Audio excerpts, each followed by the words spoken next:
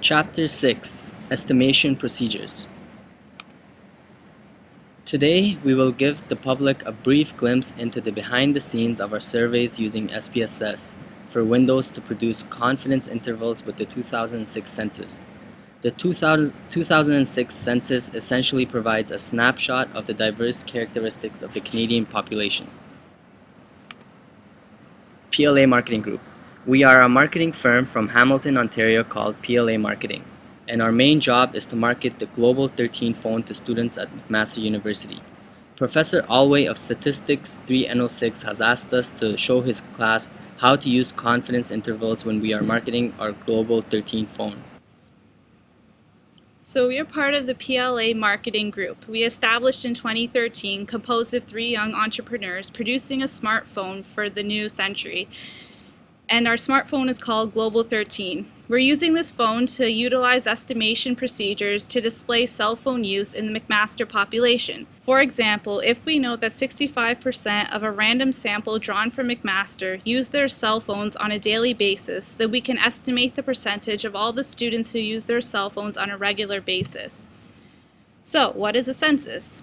A census is an official count or survey of a population, typically recording various details of individuals.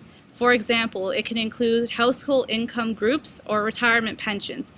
In particular, we will be looking at the total income levels of individuals and the legal marital status of Canada in 2006. We will link our cell phone market to these variables, and looking at a census of the past will help us to market Global 13 to future customers. So when looking at the total income levels of individuals, we would be able to tell whether or not they could afford a cell phone. So confidence intervals. A confidence interval is a type of estimation procedure which consists of a range of values, an interval, instead of a single point. For example, between 85% to 90% of McMaster students use a cell phone daily. Thus, we estimate that the population value falls between 85% and 90%, but we do not know the specific value. So, how to construct a confidence interval. The first step in constructing a confidence interval is to decide on the risk that you are willing to take to be wrong. An interval estimate is wrong if it does not include the population parameter. The probability of error is called alpha, represented by A. The exact value of alpha will depend on the nature of the research situation, but a 0.05 probability is commonly used. What does a confidence interval mean? Setting alpha equal to 0.05 is also called using the 95% confidence interval, meaning that over the long run, the researcher is willing to be wrong only 5% of the time. In other words, if an infinite number of confidence intervals were constructed at this alpha level, we would be examining 95% of the population and 5% would be excluded. So these are the commonly used alpha scores and corresponding z-scores for our PLA Marketing Group, but there are also common z-scores for anyone who's trying to calculate a confidence interval. This is the formula used to calculate confidence intervals. Ci equals x bar plus or minus z times sigma over the square root of n, where x bar equals the sample mean, sigma the population standard deviation, z the value for the desired confidence level, A obtained from the area under the normal curve table.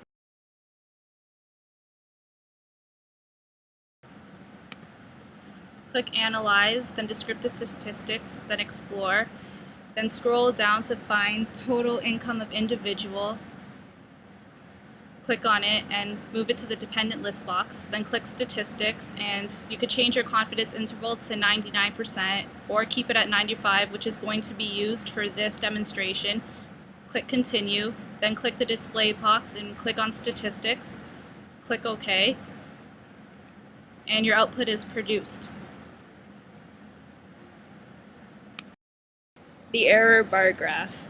It is a confidence interval of a sample mean can be represented using a graph called the error bar. So what is an error bar graph? Error bar graphs are a graphical representation of the variability of data and are used on graphs to indicate the error or uncertainty in a reported measurement. They give a general idea of how accurate a measurement is or how far from the reported value the true value might be. based on the lower and upper limits of the confidence interval of a sample mean. So how to construct an error bar graph? First, the sample mean is plotted with a symbol at the center of the graph. Second, a vertical line, which can be called the error bar, is drawn from the sample mean to the lower limit of its confidence interval, marked by a horizontal line. Third, you would repeat for the sample mean and the upper limit of the confidence interval. Last, make sure the area bordered by the two error bars is equal to the width of the confidence interval of the same.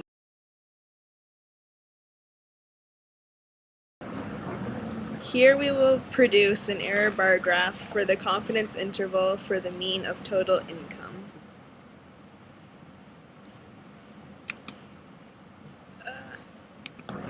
So click Graphs, Legacy Dialogues, go down to Error Bar Graph.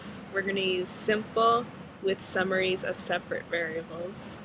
Next we will find the total income, and we just put it into the error bar graph. We will use confidence interval for mean at 95%, and that will produce the error bar graph. Okay. Next, we will demonstrate generating statistical information for use in constructing confidence intervals for sample proportions. Basically, the only difference here is that we will use proportions of the population parameter rather than the means of population.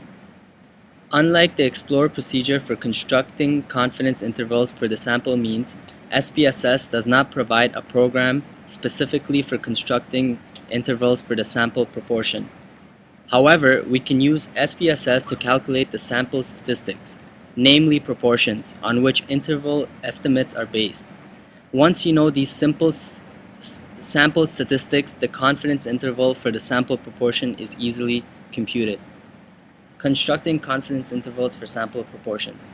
If one is using a sample proportion to estimate a population proportion, one can use this formula.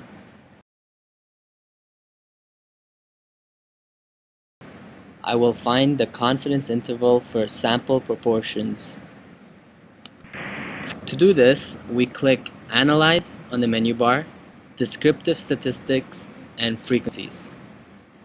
Scroll down to find MERST or marital status and move it to the variable box. Then press OK and you will find this table. In conclusion, estimation procedures are a type of inferential statistics that help political social scientists to estimate population parameters from statistics computed from samples. It is important to remember that these procedures do not include everyone in the population, and there is a margin of error in which one can gather their statistics from.